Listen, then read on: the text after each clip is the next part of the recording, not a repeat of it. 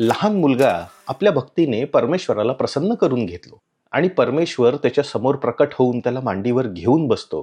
त्याच्या डोक्यावरून हात मायेने फिरवतो, त्याच्या पाठीवर हात मायेने फिरवतो आणि त्याला विचारतो की बाळा तुला काय पाहिजे. तर हा भक्त असं सांगतो की परमेश्वरा मला सांगा की तुम्ही तर ब्रह्मदेव, महादेव, आदिशक्ती यांच्या नेहमी संपर्कात असता. यांच्या कधी डोक्यावरून हात फिरवलात का आपण? यांच्या पाठीवरून कधी मायेने हात फिरवलात का? तर परमेश्वर सांगतो नाही. परमेश्वराला कळतच नाही की या आपल्या भक्ताला काय सांगायचं आहे. तर तेव्हा तो सांगतो की जे ब्रह्मदेवाला नाही मिळालं, महादेवाला नाही मिळालं, आदिशक्ती महामायेला नाही मिळालं, ते मला मिळालंय. मी आज काय मागू तुमच्याकडे?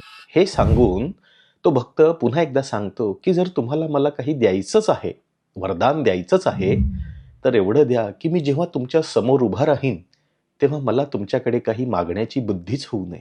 हे पाहून परमेश्वर सुद्धा त्या भक्ताला सांगतो की बस बाळा बस, आता मी तुझ्याच बरोबर राहावं असं वाटतं. हा संसार सोडून जगाचं पालन कोणतरी करेल दुसरं अजून, आणि हे सगळं सोडून मी तुझ्यासोबतच राहावं असंच मला वाटतंय.